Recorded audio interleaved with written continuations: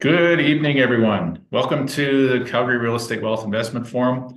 Tonight, we've got a seminar called How to Legalize a Basement Suite for Free. Now, the way we're going to present this is we're going to give you various options to do the conversion to make your illegal suite legal and have someone else pay for it. And we're going to give the investors also a way to do it very cheaply by sourcing out illegal suited properties and turning them into legally suited properties. And if you've read our book, Fearless Real Estate, the cheapest we've legalized the basement suite, Tim, is for $2,500. We couldn't actually believe it back then, but that's the cheapest we've done it. We found a property that had ticked all the boxes, had the ceiling in place, had the right size windows, had dual heating, and you know what? All we had to do was smoke detectors. So we're going to run through all the steps on legalizing basement suites for you guys out there. And we think, Tim, it's one of the best ways to invest, especially if you're starting off, just because of the cash flow aspect. As you said, Tim, you can double your cash flow by having a basement suite. Yeah. I mentioned in the intro that there's various government programs out there, various grants. There's lending practices that you can use. And you can also get through the renovations by using someone else's money, which we'll get to as we get into the seminar. We're going to go through what you need to do to legalize a suite. We're going to talk about existing suites, legalizing the process of legalizing them, and putting a new suite in. So first off, we're going to talk about a few of our clients. You can see in this slide, we have a ton of clients that have legalized basement suites. Some people started from scratch. Some people had existing illegal suites and they legalized them. Some people spent very little money. Like Azad said, $2,500 was the lowest amount that we've seen a client spend. It can go anywhere from $2,000 to $5,000 to $10,000. It all depends on what you need to do in the legalization process. Yeah, and the other thing we're going to talk about, because Steve in the left-hand corner here, he has an amazing suite in Fairview. I just bumped into him today. I'm showing properties in Fairview. Yeah. Jesse, and Steve's a fireman and he owns a bunch of rentals. His suite, Tim, the basement generates $1,800 a month in rent. So we're going to also talk about things to do and things not to do in a suite, because we've seen, Tim, some crazy suites out there. And we're going to just run through that as well. And if anybody has any questions throughout the presentation, just pop it in the chat. We will get to it. But just going through some of these clients, we've personally done close to 50 legalizations with our clients. So we definitely can tell you what has to be done. We can actually walk into a basement suite. And first off, understand, Tim, if it can be a legal suite. We just actually helped a couple, Oscar and Maria, buy a brand new house up in Ambleton? Ambleton. Ambleton, You see Glacier Ridge. So all these new communities. And we actually helped them choose or design their brand new suite in their brand new property that's being built as we speak. But they've got a property in Rocky Royal Oak. And the funny thing is, where the bedroom is in their basement, it's kind of like got a kitchenette downstairs already, or a wet bar. And they have a friend living with them. So they actually want to take that friend to the new house. And so they've got a built-in tenant in the new house, which is perfect. Because some of the new areas, and I'll just touch on this, some of the new areas, there is an oversupply of basement suites.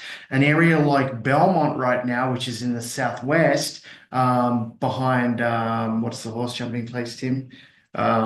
Spruce Meadows. Spruce Meadows, there you go. Behind Spruce Meadows. That's not a horse. Yeah, I'm not a horse person. We did have a horse client once, but not anymore. Anyway, in Belmont right now, trying to rent out a basement suite, there is 22 basements for rent. So obviously when that happens, supply and demand, rents do come down. And in that area, rents for a basement have gone from $1,400 a month to $1,000 a month. So you have to understand or know where you're putting in a basement, okay? And so we love the older communities. We love certain styles of properties. Our favorites are bi-levels and bungalows, just because the footprint of that property is much larger. When you have a two-story, we were on a phone call yesterday going through somebody's portfolio. When you have a two-story a basement suite that has a basement suite, the footprint is much smaller, making the rents that you could yield from that property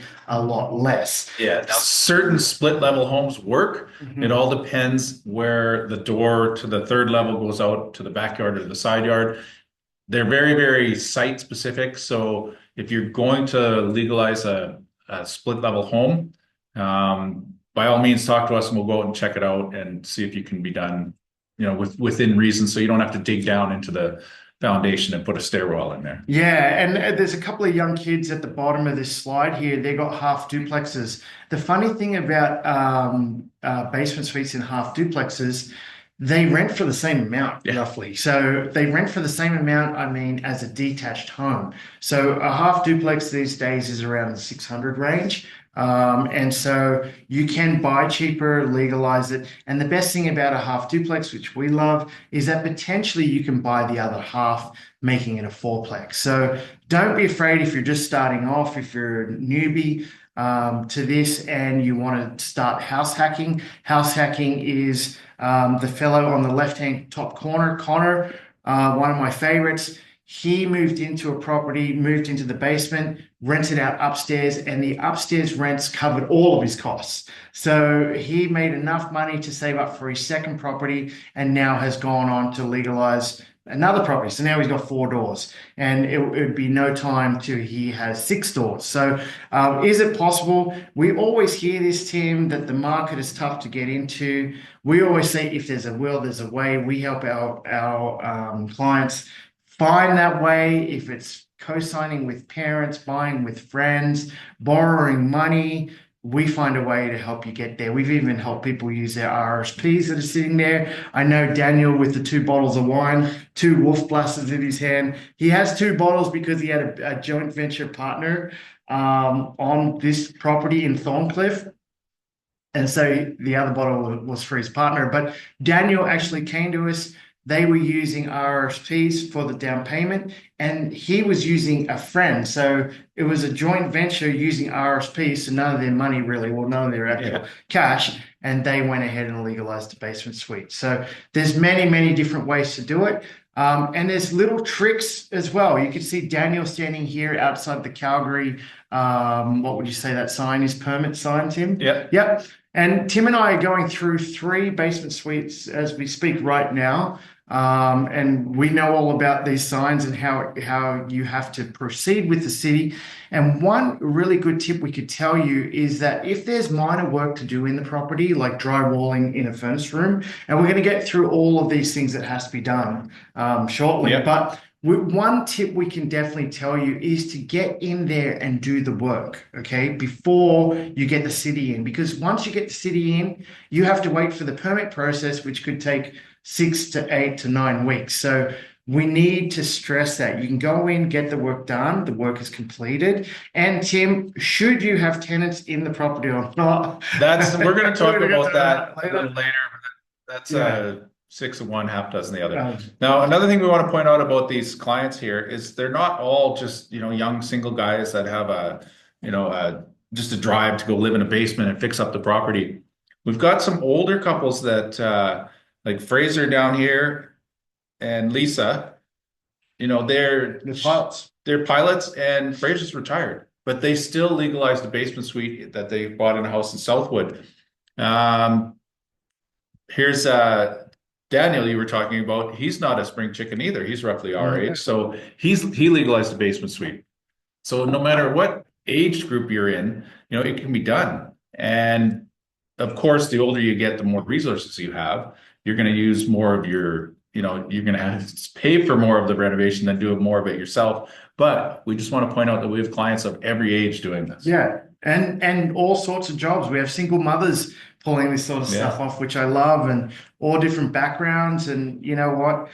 It really helps your investing move forward. So coming down to basement suites, yes, it is more work, okay? And we got to stress this. We do a whole seminar just on becoming a landlord. But when you own a basement suite, you have to play matchmaker. You have to match the upstairs tenant to the downstairs tenant. If the upstairs tenant has a dog and You've got hardwood. Well, the downstairs tenant's going to hear that. If the upstairs tenant has small kids, it's not going to work. I'm going to be Yeah. honest. I got a text from a downstairs upstairs tenant just today complaining that the downstairs tenant was standing on the porch smoking. Yeah, You oh, know, great. they're not Yeah. allowed to smoke in our properties, but she was out there smoking, and the upstairs tenant said, when the weather gets better, my windows are open. I better not smell any of that smoke. So we can anticipate there's going to be some friction between Yeah. those two tenants, and we'll head it off at the pass. What we'll do is we'll have a chat with the basement tenant Yeah. and say, look, we don't care about your lifestyle. We don't care if you smoke, but don't smoke on the property because you're going to disturb the upstairs tenants. For sure. And some people could put too many people into a suite property. We just had a half duplex that our client put a family of 5 in the upstairs. Yes, it was a 3-bedroom property, but they also had a big dog. And then there was 2 people downstairs with another big dog. And what happened to that property? There's just too many people in a half duplex, and no air could come in or out of that property. So you have to really limit it. Our best number of people in a property would be max 3 upstairs. That would be a couple and maybe a friend, or not a young child, but a child that doesn't scream or yell. And then downstairs maybe 2 max. That's it. That's what you're having. And then at the same time, you have to work out, and we might as well just get this out of the way, Tim, with the utilities, because we find that the biggest drama with having suite properties is dealing with the utilities. What we would rather everybody do, and this is the model that we're going towards 100%, and we do this on half the properties already, so we're going to just go full swing on this, is calculate the average amount of utilities and just break it up. Now, it gets a little bit different when you have, Tim, we're going to Mayland Heights on Thursday, and is that a bi-level? It's a bi-level, eh? Yeah. Yeah, so we're going to see a bi-level of Mayland Heights on Thursday.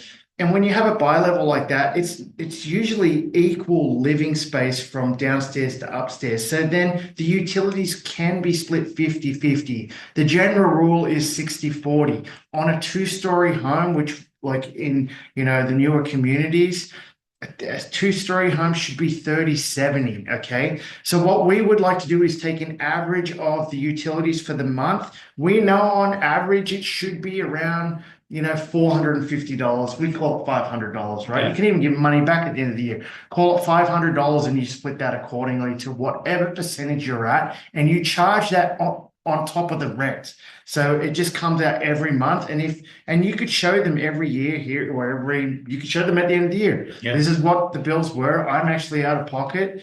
Not sure if you're going to get that money off them. No, but you can raise it up a little bit for next year. You can show it, exactly. You could show them. Yeah. Say next year I'm going to bump it up a little bit. That's Yeah, and everyone in this room knows that in the last few years, utilities all over the place have really, really jumped in price. Like your electricity is a lot higher, the gas is a lot higher.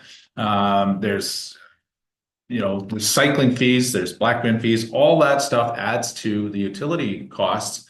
And what you want to do is make sure you're open with the amount, right? If you're charging $450 a month for both sets of tenants, you want to make sure that you've got, if they want it backed up, you just show them the utility bills and say, look, this is it. You want to put the onus back on the government. You don't want to put it on yourself. And if they want those utility bills lower, well, they'll use less water. They'll turn the heat down a little bit. They'll turn the lights off. 20 years ago, it was never an issue because utilities were so cheap. Mm-hmm. Tenants had no problem paying them. But because they've gone up so much with inflation, you want to offload that burden onto the tenants because they're the ones using the heat. They're the ones using the electricity. So, yeah, we want to just get these kind of things straight out there to you guys so you understand that, it does take a little bit more property management on your part, or if we're leasing it, not on our part, because we're very, very selective on who we're putting in these properties. But at the same time, you need to understand that, but the cash flow, Tim, is worth it. And we always say, if you're not cash flowing, you know what, your days as an investor are limited, okay? When you have to take money out of your back pocket to feed your investment properties and maybe not go out to the Flames game and have, a few beers, then it's not worth it, right? We always say we invest in real estate to give ourselves those opportunities, right? That's what your real estate should be doing for you. As Tim said, people do it to drive a nicer car or send their kids to university. We do it with those goals. You have to have a goal, and that's what these properties do. I can tell you earlier on, Tim, I owned all suite properties. Now I own none. Okay. And there's a reason I don't need to own them anymore because my properties have enough equity in them. I don't have to deal with multiple tenants. I don't want to deal with multiple tenants. So I choose not to have any anymore. But in the early days, and I own crap ones, I'll tell you, like on 14th Street, in Collingwood, going up 14th Street, I owned a pair on there. I owned a bunch in the Northeast. And they weren't even good, but guess what? Every single one of them went up $200,000. So you guys sit back and think that, getting a little duplex isn't worth it. I can tell you it's totally worth it. If you're just starting off and if you're house hacking, meaning you're living in one of the suites, it's definitely worth it. Yeah. So we'll start the discussion about legalizing an existing secondary suite. That's when you have a house that already has a mother-in-law suite, someone call it down there, or it's got its own kitchen. Separate living areas, separate up and down, or even a backyard garden suite, which are not that common here in Alberta.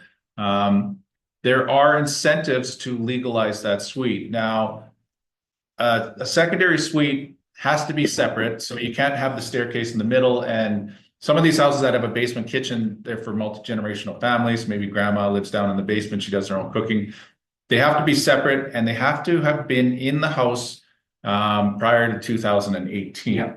So that way you can legalize the existing suite. If the suite was put in after 2018, then you are basically stuck with the building codes of today. We'll go over how to do that in a few slides. So guys, there's roughly 20,000 of these suited properties, illegal suited properties, roughly, we would say. Probably more than that. But you would say, yeah.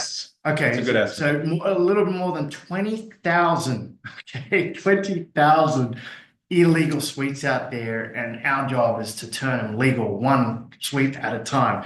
No, what I'm saying is there's suites out there and we go see them and then we work out. Now, some suites are totally illegal, like totally when you're walking through, Tim, what do we see?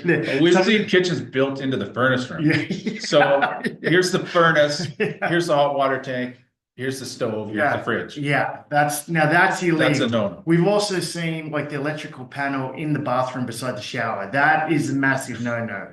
Okay, we've also seen where the ductwork is so low in the basement that you have to be a hobbit to live there. I mean, Tim can't even walk in some of these properties. So you know what? Some of the suites are just not going to be good. And what I was getting about Oscar and Maria living in Royal Oak, they've got a bedroom that's underneath, like, the garage is here, the front stairs is there. There's no way there's a window going in because beside there's a furnace room.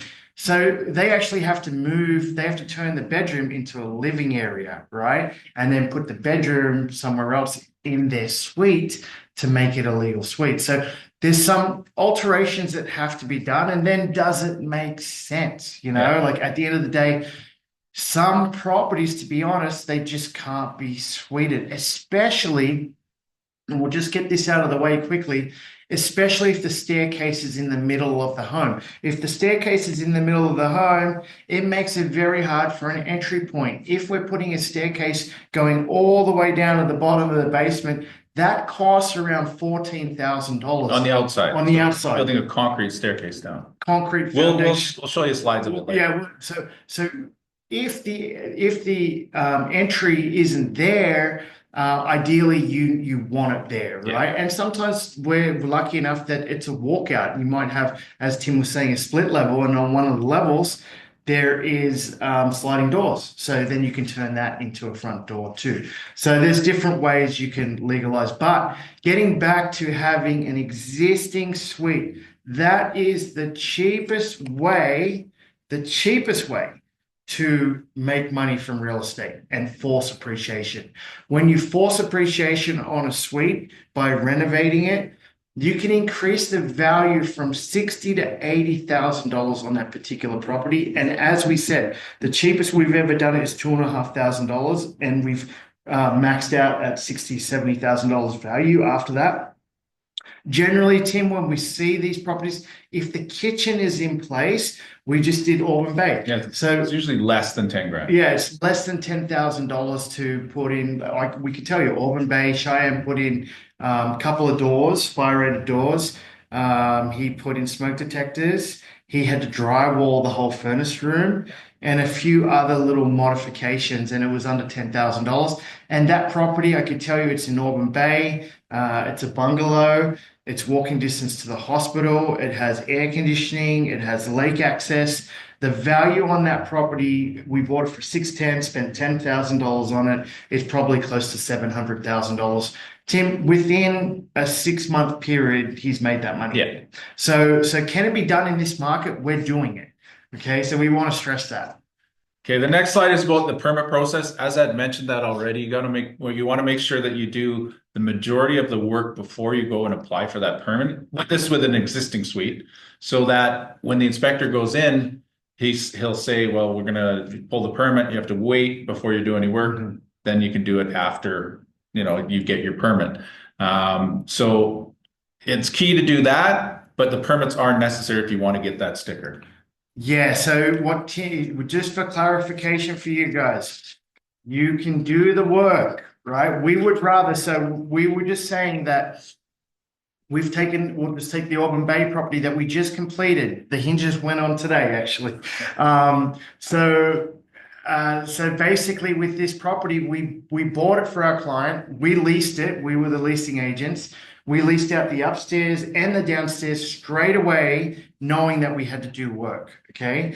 And we put the tenants in, and the work team took about 4 days, but then they had to go back a few days here and there. Yeah. Right. So as we were saying, should you put a basement tenant in the basement while you're doing this work? All we had to do was drywall the furnace room. But what we can tell you is drywall, it gets messy. It gets everywhere, right? So you're not going to make anybody happy, but at the same time, we were telling the tenants that, you know what, the suite's going to be legal. It's going to be safer for you.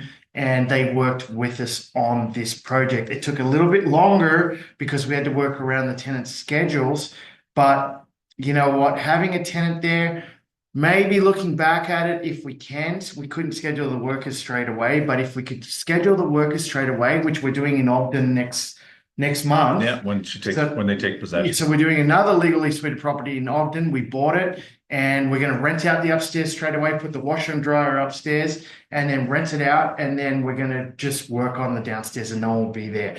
So, if you can get the work done straight away, it doesn't have to be legal. We get this question all the time for a tenant to move in. Okay, so you can do the work straight away. It's still illegal. Once you apply for the city, you've got up to 2 years to make it a legal suite. And we've worked with the city. They want to help you. Yeah. It's not like they're coming in and saying, no, this is illegal, or no, you have to spend $20,000 to do this, and that.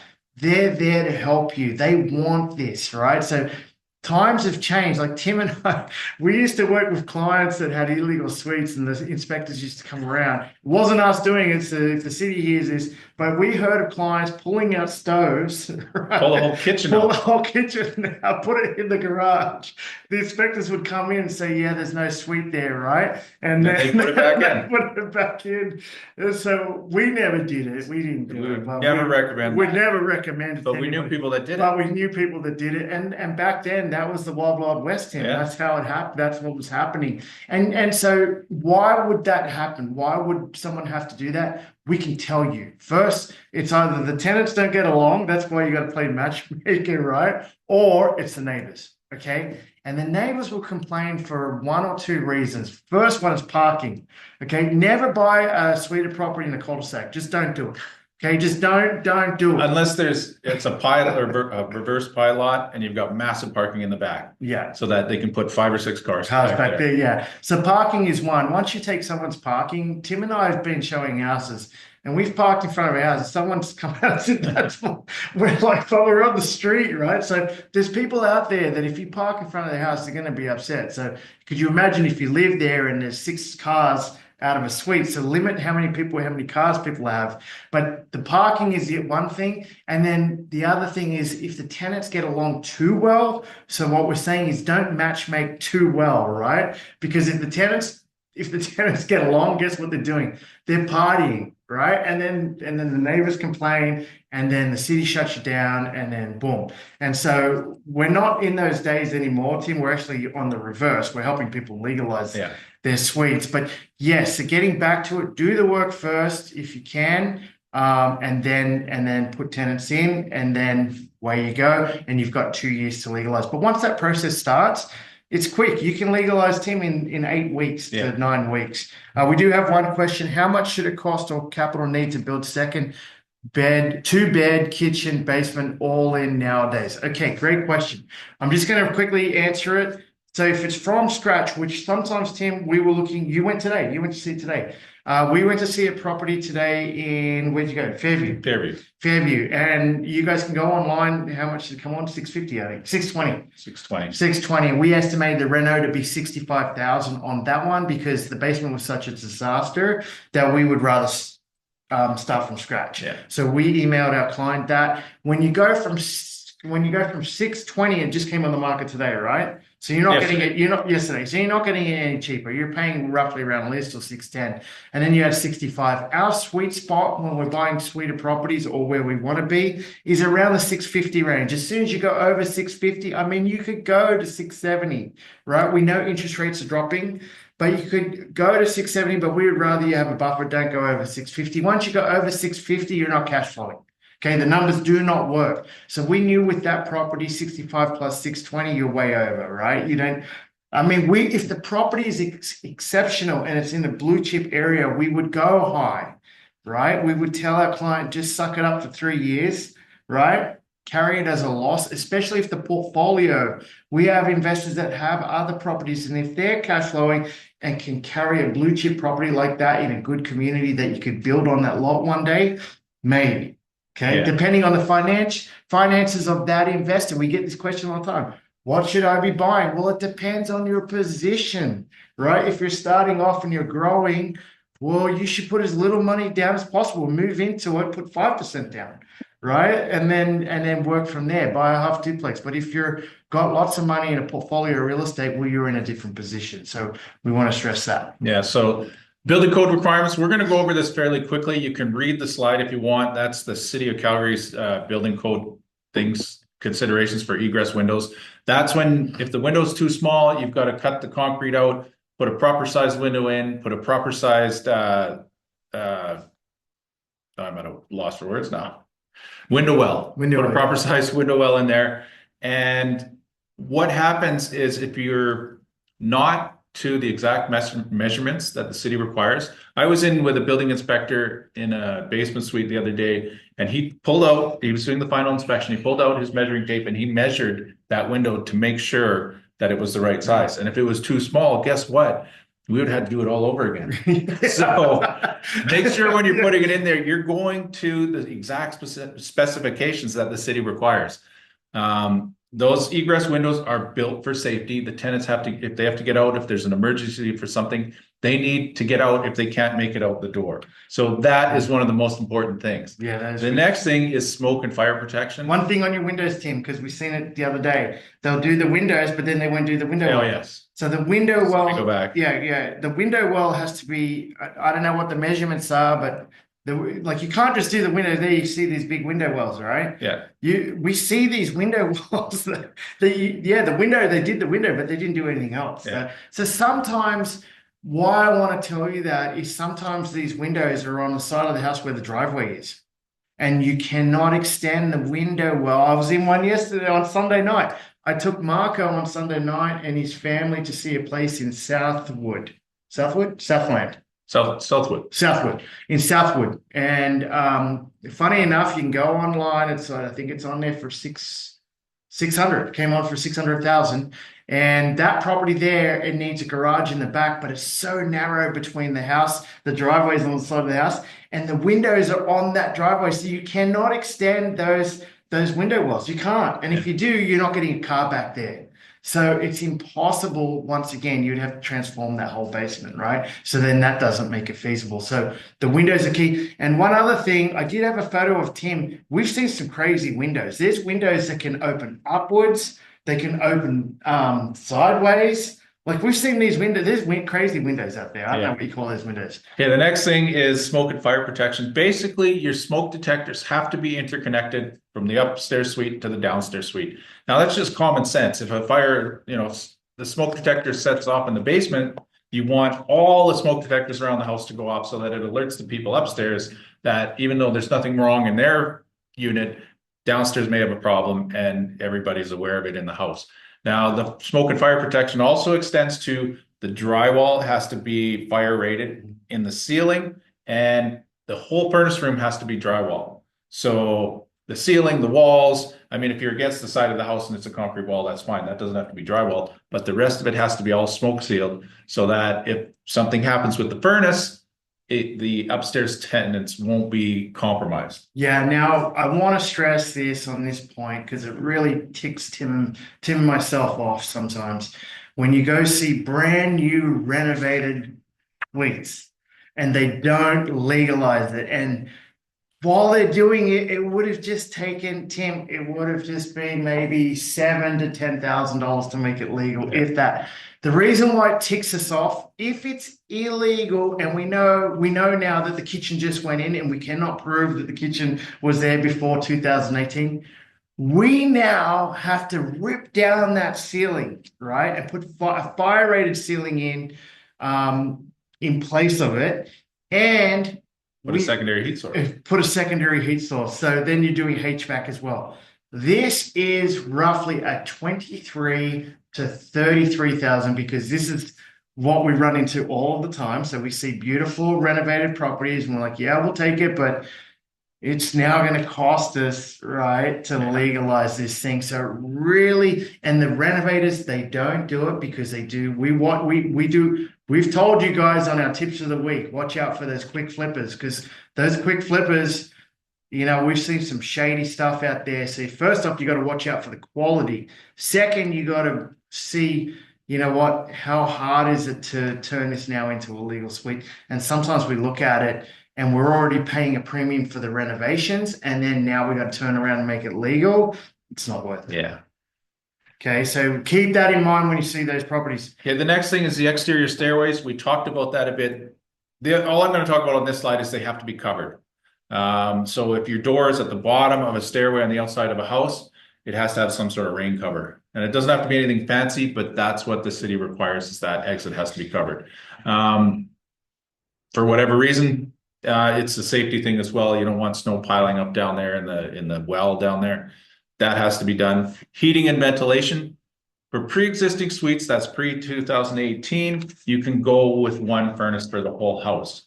Like as I'd said, if you put the suite in after 2018, you need a secondary heat source. So that means you're either putting in a second furnace or you're putting in baseboard heat, either on the basement level or the main floor level. And we've done both. I mean, tenants don't mind the baseboard heat. They regulate them. They're in each room. You might think they're more expensive to run, but you're not paying the electricity bill. So you have to think about that. And you know what? Tenants really do like controlling their own heat. We have to tell you that. So the baseboard heat's probably a better option than just having one furnace. And then how does it work with the one furnace? I could tell you arguments do start, but normally the tenants will text each other to say, hey, it's a bit cold down here or a bit hot up here. Can you turn it down? Or some of the landlords we know if one furnace is servicing the whole house, both the up and down suite, the basement, they might have colder rooms in it, and the landlord will install a baseboard heat, say, a portable unit in the bedroom. So it's not that cold on that side of the house or something. So you can get around the heat differential from room to room fairly inexpensively. Yeah, we got a couple of questions in the chat. Janet, we are going to get to you. That's like a question that we get every time we do this seminar. We will tell you the best neighborhoods to do this in. It also does come into effect like with price range as well. So we have to take that into consideration. Another question is, should you get the builder to build the suite while you're building brand new? You know what? We just went in through this with Maria and Oscar. We can build it cheaper. We have no doubt about that, but they've got the specs. They've got, throughout the whole house. So you're kind of stuck. Like you're kind of, not that, like a lot of these new suites too, Tim, they're totally separated. Like you don't even, like the people upstairs will never see downstairs. So does it really matter? No, but I mean, while the builder's there, I mean, we just did one with the Shane Home Morrison Homes we're doing it with, and we just got them to do it in the end. The quote was about $10,000 to $12,000 difference, but you know what? That you're getting their warranty. Yeah, and the specs carry on from Yeah. upstairs to downstairs. Same baseboard, same paint colors, same granite in the vanities. So it helps for resale down the road because everything's the same. Yeah. And then Jay's just asking, how do you prove it was really a pre-existing suite? Great question. We actually have to prove it. So we have to actually go on the MLS. Sometimes we don't have to prove it. Sorry, you can just put a hot plate down and some cupboards and you can get away with it that way and say, hey, this was here. And it's up to the inspector at that stage, Jay. So you have to understand that. If you just say it was here, you know, you got some old cabinets, then they might say yes or no. But other cases, we've had to go off building permits, like Auburn Bay. We knew that there was permits pulled in 2014, and we knew the permits, Tim, I think they said it was like $80,000.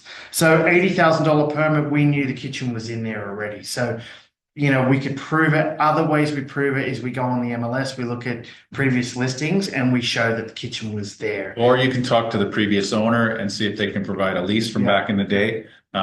We've had our clients who've owned the illegal suite since pre-2018.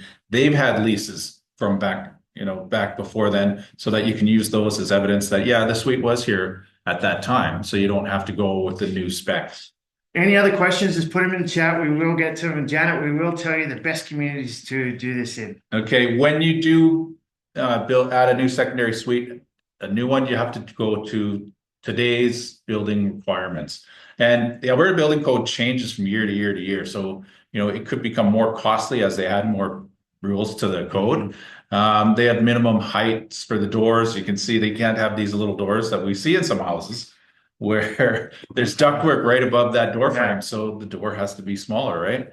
So if you're putting a new one in, you have to do it to today's code. Yeah. And you know, like I was in Southwood on the weekend, a property there, and the ductwork, Tim, it ran straight down the middle. It was this wide and it was low, right? So we just know that you then lose a lot of space. You have to build a wall butting up to that, you know, those vents, and then you look at the living space.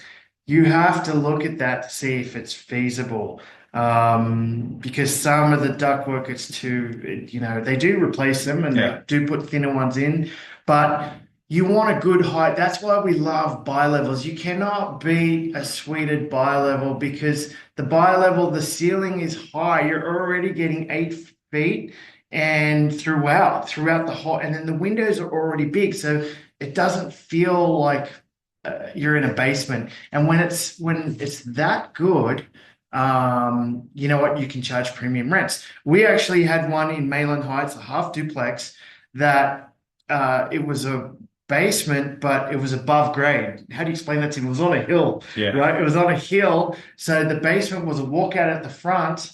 And so because it was kind of built into a hill, you could almost charge the same rent downstairs to upstairs, which that was a beauty. Yeah, for sure. Entry and exit points. If you're building a new suite, they have to be to today's code. And the staircase requirements are a little wider than they were 20 years ago, 30 years ago. So we've seen these older houses with concrete staircases down to the basement where they're not wide enough to adhere to today's code. So if you were to put an existing suite in there, you have to alter that staircase, which is basically you're building a new concrete staircase, and it's very, very expensive. Same with the door width and height down there. It has to be to today's code if you're building a new suite. One thing to look out for if you are looking at two-story homes, sometimes the staircase on the inside is on the exterior wall. So it's on one side of the house. I think it'll be on this. Oh, you've got that. There's a picture of something like that. So normally it's a bit higher. It'll be normally it might be a little landing, higher. right? There would be a landing. Yeah. So what Tim is this landing there. So what we love about that is you're not digging all the way down to the bottom. You're digging halfway down, which, Tim, is normally 2 steps on the outside. So you're going down 2 steps on the outside and then in. That is way more cost effective than going all the way down, and an exterior door can go right there. The other things we see with these staircases going up, now that's a useless staircase. So that could be a closet for the basement at the bottom, and at the top, it could be also a closet with the washer and dryer. If the furnace room is in that door there, the furnace room would be right below, so running electrical and plumbing straight up through the staircase. It's perfect. The door's already there. They just have to drywall in the back. And that is one thing, Tim, we're always looking for, is where to put that second washer and dryer. Now, that is not a requirement. A lot of the time we have shared laundry. So when you walk downstairs, you actually turn right into a common area, and you have your furnace room, you have your electrical panel, and you have your laundry room. What's good about that is if someone has to hit the breaker on the electrical panel, they can access it at any time. Now, should you have a separate washer and dryer, we could tell you you roughly get $50 a week extra on rents for having in-suite washer and dryers. $50 isn't a lot. You times that by 2, but what it really does, it helps you with renting the property Yeah, out. and interesting fact here, you don't even require washer and dryers aren't even required for any rental property that you. It's just to convenience for the tenants, and you get longer term tenants because there is those amenities in there. Another thing, I was talking, my sister was up here from Atlanta just last week, and down there, a lot of the landlords don't even provide appliances. So if you're a tenant, you have to bring your own appliances when you rent out a place. It was very strange when she told me that. I was like, what? So the tenants have to have their own fridge, stove, washer, and dryer when they move into a place because they're not there. Maybe I know it's this way because a lot of those types of things they get when the places are vacant, they get broken into and they're stolen. So the landlords have just said, fine, we're not going to put any appliances in here, and the tenants can get their own. So it's not that way up here. Fortunately, we don't have the same crime level, but in other jurisdictions, tenants have to bring their own appliances. Just a side fact there. Yeah, Tim, quick question in there from Jay. So a side entrance that was dug prior to 2018, would that have to be altered to today's code? No, it wouldn't. Okay, there you go. Yeah. So here it is, the exterior stairwells and engineering. The city's very specific about it. So if you're doing it yourself or you have a contractor doing it, make sure they adhere to the code. And it's very, very expensive. A stairwell like this that goes all the way down to the base of the foundation where the floor is, it's going to cost you, like Azad said, about $14,000. That's expensive for a staircase. So you're going to have to think twice when you're putting a suite into a 2-story that needs an exterior staircase like that, because it really, really does add to your cost. Yeah. Okay, next one is plumbing. Okay, one thing about basement suites, we see this. Do you put a dishwasher in? Do you not? We can tell you a dishwasher, you're normally going to have 1 to 2 people living in this basement, no more, okay? Do they need a dishwasher? Not really. Does it help? You may get an extra $25 to $50 in rent, but that's it. If it makes you feel good, like our Ogden project coming up, Tim, Biljana wants a dishwasher in there. Yes. We're not going to say no. If it's there, it's done. So do you have to do it? No, you don't. And then the other thing, just quickly, is with size. We get this a lot. We talked about it earlier on in the presentation. The reason why Tim and myself don't love 2-story basements, 2-story homes with basement suites, because they're so small. So especially on the starter home, for example, a starter home is anywhere from 12 to 1,400 square feet. So that is 600 to 700 square feet per level. When you go down into the basement and you take away the furnace room, a furnace room on average would be 100 to 150 to 200 square feet. So then you take that away, you're going to have a basement suite of 500 to 550 square feet. That will only yield $1,000. Okay, so is it worth doing it all for $1,000? We say no. Okay, so going back to what is the right size, ideally on a bungalow or bi-level, you don't want to buy anything under 850 square feet. Anything under 850 square feet on the main level means you will not yield enough rent to cash flow, okay? And so ideally you want that basement suite 750 and above, and by that Really, Tim, you want an 850 and above. And 850 can yield up to 1500 if the layout is good. Now, we've seen small suites, but the layout is perfect. I mean, you go in, you've got your little nook for your little where you dining room, not really, it's all open plan. You've got dining, living, kitchen, and TV area all together, and then 2 bedrooms. Is it better to have 1 bedroom or 2 bedroom? Of course, if it's better, if you have 2 bedrooms, it's always better, but it's not necessary. If it's a big 1 bedroom, you still can get 1500 rent for rent, and then a good sized bathroom. So, sometimes you go in, Tim, into the furnace room and they're too big. It takes up too Yeah. much space. Ideally, you want that a little bit tighter so you have more room for your suite. One other thing about plumbing is if you build a new secondary suite, you need to put a backflow prevention device on the main sewer line. That's just a building requirement. That's so that the main line that goes out to the main drain in your back alley or wherever it is, you can't have it backing up into the tenant's living space. So the city requires that backflow prevention device. Um, the cost on something like that, it's around $1,200, something like that. Anyways, yeah, it's worth it. It gives peace of mind. The tenant's not going to have the sewer back up into their unit. The next one is electrical. The common electrical panel, you don't need a separate electrical panel for up and down, providing there's enough circuit breakers in the panel. So some of these older places with just 60 amp service running into the house, say in Capitol Hill or Bridgeland or Renfrew, something like that. If you're putting a secondary suite in, you're going to have to upgrade the panel because if you have a stove up and a stove down, they're both taking 30 to 40 amps. And if you have a dryer up and a dryer down, there's another 30 to 40 amps. So if they're running all those appliances at the same time, you're going to trip the breaker, and they're not going to be happy that they have to go into the furnace room and reset that breaker all the time. Yeah, first thing Tim's doing, I can tell you, in any suite property, we're going to check the panel out. We know straight away. And if you have to replace the panel, it's up to $2,000 to $3,000. No, it's more than that. I just had one done at my house. I upgraded to a 200 amp panel. You upgraded though. I upgraded. Yeah. So, and I got a discount because my wife works for an insurance company, and it was still $5,100 for a 200 amp panel. So, depending on where it is, where the electrical service comes in your house, whether it's overhead wires or underground wires, you can expect to pay for 100 amp between $4,000 and $5,000, for 200 amp between $5,000 and $6,000. Yeah. So panels aren't cheap.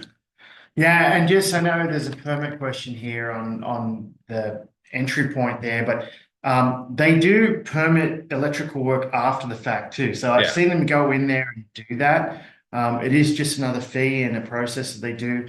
And you know what? If there isn't permits pulled, the city's going to come in and look at everything anyway. So at the end of the day, if they see anything wrong, I mean, if it's not permitted with your outside there, Jay, you know what? They're going to look at it and tell you to fix it. So if it's fine and it's right, they'll just ignore it. Yeah. We talked about installing the furnace or a secondary heat source.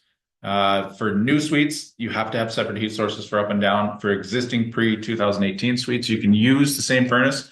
But again, you got to make sure that both suites are comfortable. There's not really cold or dead spots where it's too cold for the tenants to even go in the room in the wintertime. So that's up to you as a landlord to rectify that situation, like a space heater or something like that. Yeah. We actually were in the place in Greenview, and the stairwell going down to the common laundry room had no heat. It had no cold air return, and it was an ice box there in the wintertime. So, and that's going to upset people because they got to go down. The upstairs has to go down and do their laundry, and the downstairs is going through it there all the time, and it's freezing cold. You have to fix those areas. I mean, at the end of the day, Tim and I always say this: you're working with people, you're working with tenants. We want to provide comfortable, safe housing, and you know what? Our investors are making a killing out of this, and so you have to work your way around it. I mean, that stairwell, Tim, probably an electric baseboard heat would have to go in, to solve that problem. So once you've completed everything and you're ready to go. 2 inspections are required. The city brings in an electrical inspector. He basically goes and makes sure the smoke detectors are interconnected. They test them out and they make sure the panel adheres to code. You can't be running all these electrical wires into the same circuit breakers. It has to be to code on the panel. So the city will inspect that. The second one is the building inspector comes in to make sure that all the other codes are met. The egress windows are the right size. The furnace room is fire sealed. The doors are self-closing, going to the furnace room into each suite. It doesn't take them long to do the inspection, Wow. but you have to make sure everything's done because if they catch you with a violation, you have to fix it, and it's going to delay your Yeah. your And it, and acceptance. they don't give you much notice, just so you know. They call you and say we're coming, and then they're Yeah, there. So we know this because we're there to we're leasing out the properties while they're getting legalized, and we're like, oh gosh, we've got to be down in Mackenzie Town in 13 minutes. yeah. So just on the day that the inspectors are coming, just take the day off work. Okay, there's another question here. Does Greenbuild home loan for oil to heat pumps and solar panels help to lower down bills? What are the common mistakes people make when building basements that to avoid?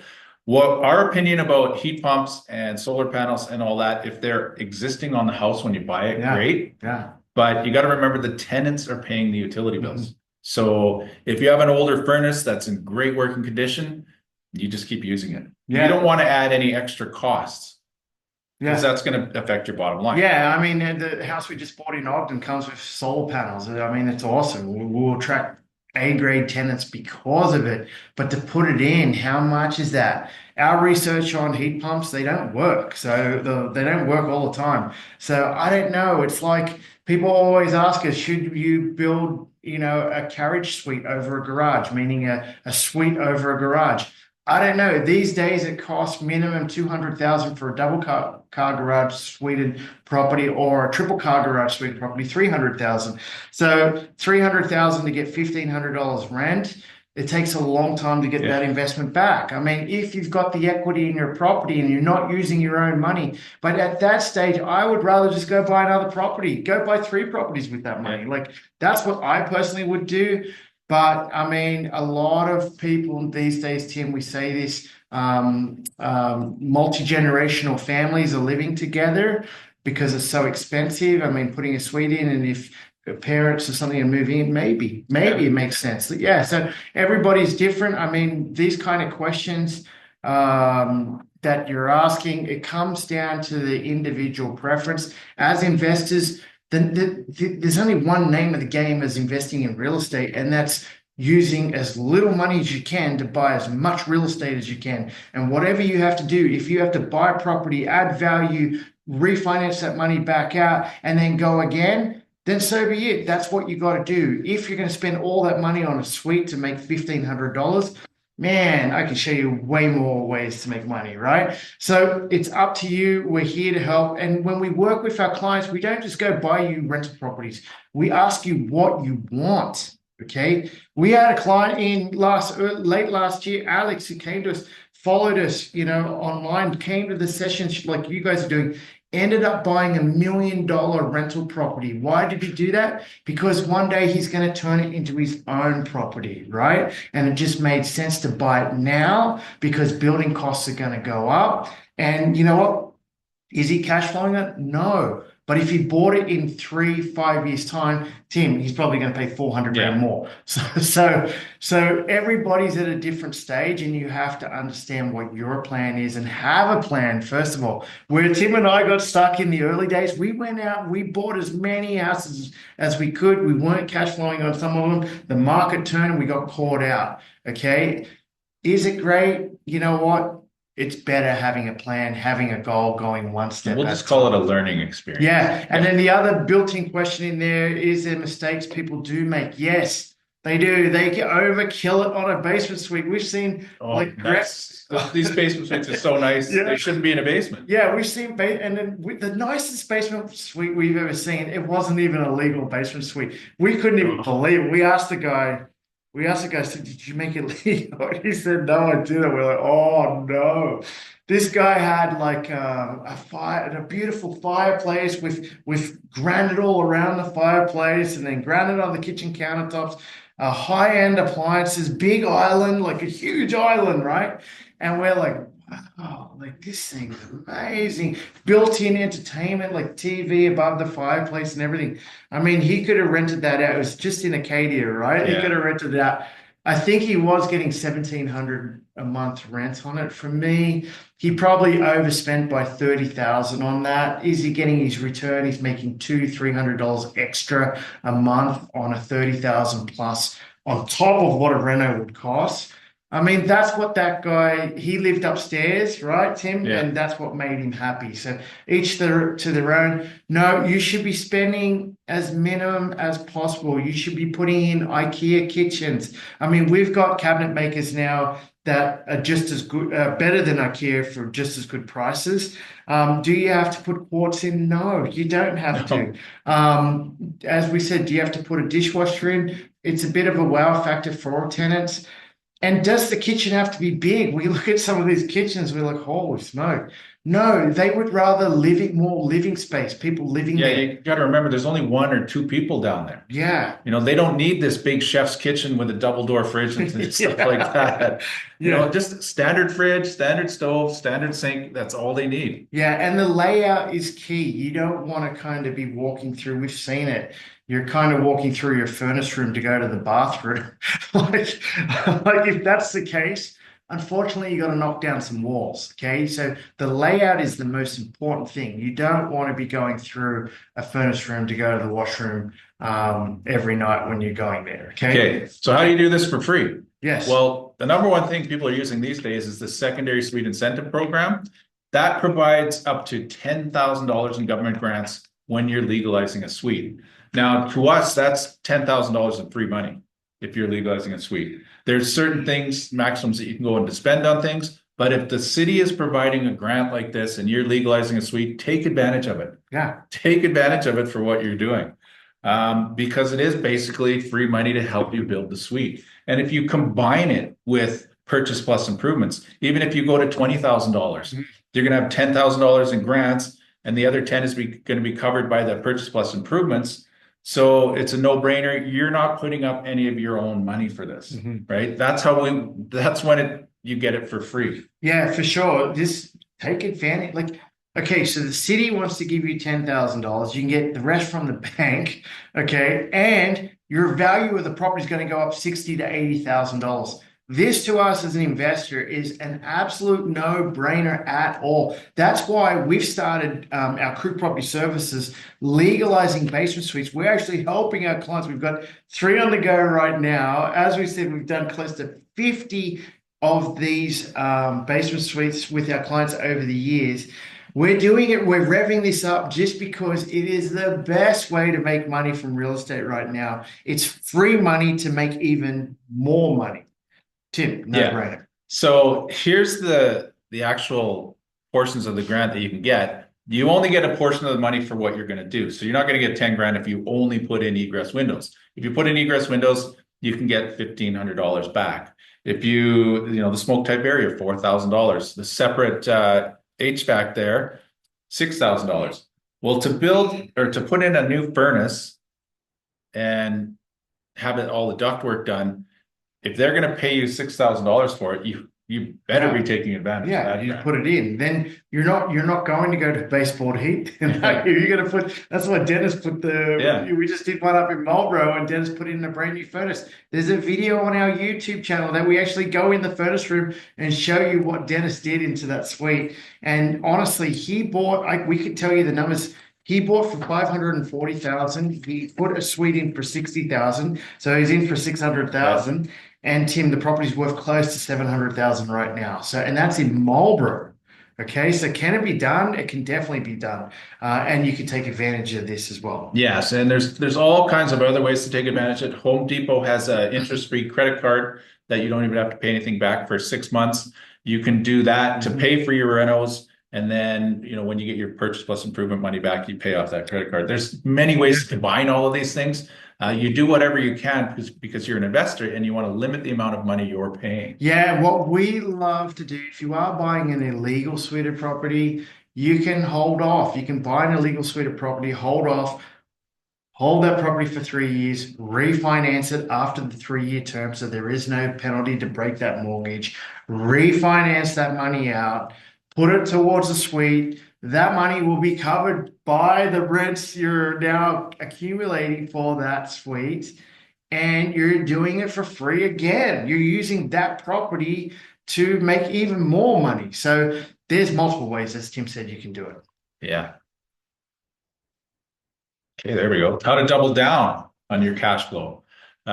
So basement suites, like we've talked about earlier, you want a nice contemporary look to it. This basement suite that is in this picture here, there's nothing special about it. It's vinyl plank, but it's the same color that you're seeing in show homes these days.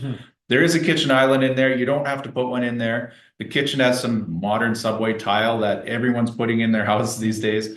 The white cabinets, those could be IKEA cabinets. It doesn't have to be anything special, but it has to look special. Yeah, I believe this one was in Beddington, I think, this property.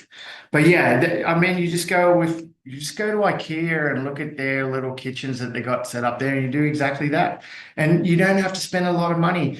I mean, at the end of the day, you just want it to look good. The fixtures and fittings, our clients get it from Wayfair or Amazon. There's even Costco lighting that's like $10. Yeah, you can get all the fixtures from Costco online, so you don't even have to go in their stores. You can get it delivered to your house, and their prices are very, very reasonable. Yeah, and just as a tip, the electrical fireplaces that are really trendy right now, that is a source of heat. So you can actually put that into your living area and you don't have to put a baseboard heat in that room because it has a source of heat. Yeah. So there's little tricks like that that you can get away with that make your property more attractive as well. Yeah, so We got to hurry. yeah, that's why I'm going through it. So, a quick basement analysis. This is Dennis's property here. So his mortgage payment is 1,800, taxes 190, insurance 280 because there's two suites. Maintenance, he's got it at $200 a month, and there's no utilities because the tenants pay, and he doesn't have condo fees because it's not a condo. His income is right now, before he put the suite in, was 2,800 whole house. His cash flow was 330 a month.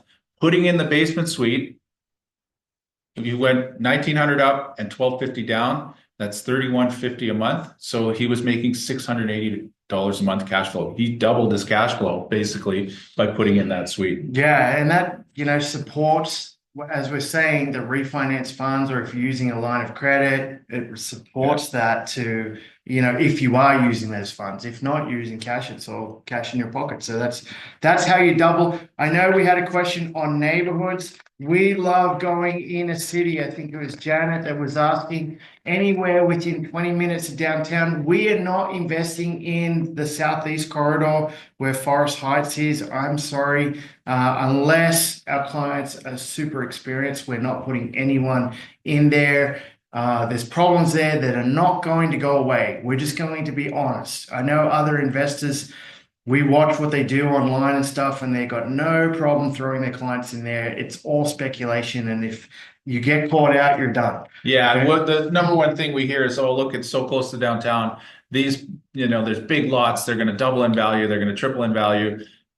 The investment companies that we've been hearing that from have been telling us since the early 2000s that that's going to happen. It hasn't happened. Yeah. The same problems, the same crime problems that were there in the early 2000s are still there 25 years later along that corridor. Yeah, just listen to the news. You'll see there's shootings and that's it all the time. Anyway, where do we go? We love going anywhere. If you go up north, we're looking at half duplexes. Once again, Janet, we have to keep it under 650,000. So there's only so many areas. We're also going into the Northeast right now.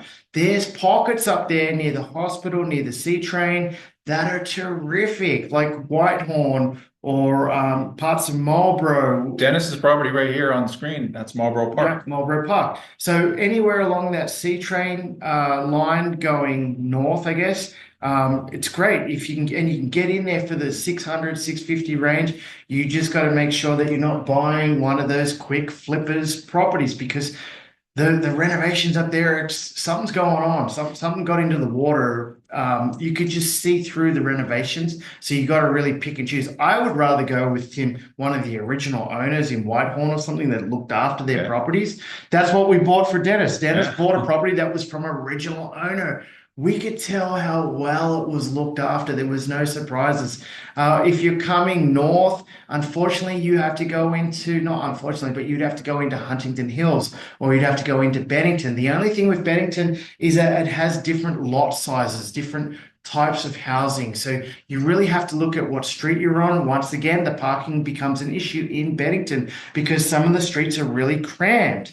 Okay. Then coming down the hill from, say, Bennington and across, Ranchlands is an up and coming area. You know, you've got all the shopping, you've got the C train. The C train goes down to the university, goes down close to the hospital. So Ranchlands is another one. Coming further down the hill, you got Bowness.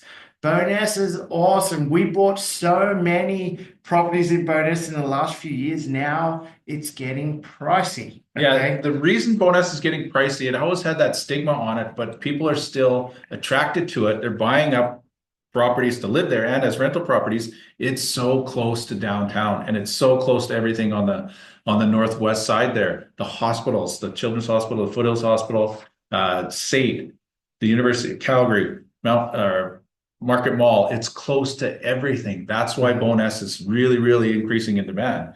But there are still pockets of it where we can find affordable half duplexes or even single family homes that will make great rental properties. Yeah, we love on the east side, just to Deerfoot, Mayland Heights, Vista Heights, those areas. They're great. Going further south, there's many areas in the south. You can go into Queensland, Deer Run. You can go into Ogden, Riverbend. Yeah, Riverbend's a beauty, Riverbend. And then there's mixed properties like the Auburn Bay property. We gave you guys the numbers. This is Auburn Bay for $610,000. We bought it in November, and today we had our city inspection 2 weeks ago, and we were missing self-closing hinges on one door that we had to swap out, take a photo of it, and then send it to the city, and that was good enough to pass inspection. So, you know, since November, we've legalized it. It got rented straight away, 610. We spent $10,000 on it. But you got to be on those properties. Like we're telling you, if it comes up, if a bungalow or bi-level comes up anywhere, Cranston, even Silverado, anywhere in the south, they're not even deep south anymore because now there's newer communities that you guys haven't even heard of. I don't even know the names of some of them that are down there built, you know, beside the river or in the flats down there, that they're even further south. So Mackenzie Town, you can find how many properties, bungalows have we bought in Mackenzie Town? So these communities, like Tuscany is another one. You do see them come up in Tuscany. 6 in Coventry. We just bought one in Coventry. We're taking possession on Friday that, you know, we could legalize if we wanted. So, you know what? They're all over the place. The community just has to be desirable. The street has to be well planned, meaning that there's room. Yeah. Right? You need room. You need room for cars. Or the backyard, as Tim said, there has to be the garage, single, double, and then at least parking. Okay. And it's not a requirement anymore. Before, you used to have to give parking for the tenant in the basement. That is no longer. You don't have to provide that. But you do want to buy a place where there is adequate parking so that you're not ticking off the neighbors. Yeah. Right. You want to be a long-term rental. You want to put long-term tenants in there, and you want those tenants to get along with the neighbors. So that's why you need to look for some sort of parking. Yeah. Okay, we'll go to the next slide. We're going way over. If anyone has any questions, put it in the chat now so we can get to it. If you haven't read our book, 1 Million Reasons to Buy Real Estate, you should. It's free. I'm going to put it in the chat. You simply download it off our website. It's a good read. It goes through the core fundamentals of investing in real estate. It's a must read if you're. Yeah, and it's quick. Gives you those fundamentals, like Azad said. And if you're just getting started, you have to start with that. If you're an experienced investor, it's a good refresher. The next thing is our book, Fearless Real Estate. We wrote this during COVID because we weren't selling houses and we really wanted to write a book. We've been saying it for many years. And the thing we love about it, as you can see, there's all sorts of people on the cover. We actually had some people in the chat there that are on the cover. I've seen Mark Kelly in there. I don't know if Mark is still in there. Yep, Mark Kelly's still in there. There he is. He's in a couple. Mark's, I can see him right now. He's at the top. So you know what? We love this because our clients, Tim, they used us as their realtors. We've been with them from day one. As you can see, we've been working with Mark and his family. I think we've done 4 or 5 purchases throughout our time with them. And we're still here. We're not going anywhere. We do this every 2 weeks. We've written 2 books. We've been doing these seminars. This is like our 332nd seminar to date. As you can see, we know what we're talking about. So yeah, next one, that is $20. That is on that same website. It is a great read. Okay. Yeah. We always say this, Rich Dad, Poor Dad changed our lives. The difference between our book, Fearless Real Estate, it gives you the meat and potatoes you need to actually think about it and move forward. Rich Dad, Poor Dad just gave you, the good stuff, the warm and fuzzies.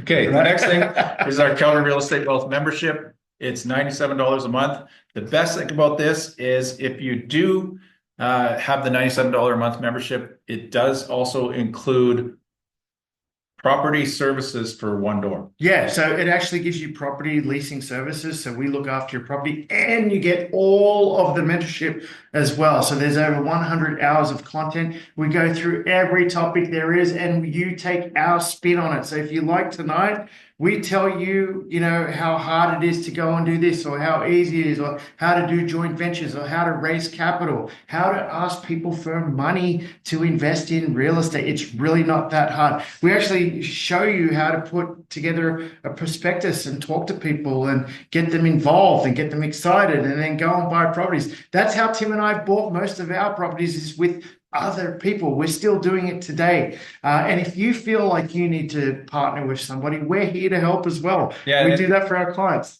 That's basically the understanding behind other people's money. Mm-hmm. You're partnering with someone else and you're using their money to increase your real estate portfolio. That's all in there. Yeah, so it's good. And we believe in win-win transactions. And as you can see, Mark is on the call tonight. He's been with us for 10, 12 years, and he's still got a tip tonight, Tim, on the backflow valves that you're talking about. So that's awesome. I love that, how people can tune. Next thing, Crew TV. Yeah, Crew TV. If you want to see, if you want to join our community, you know what?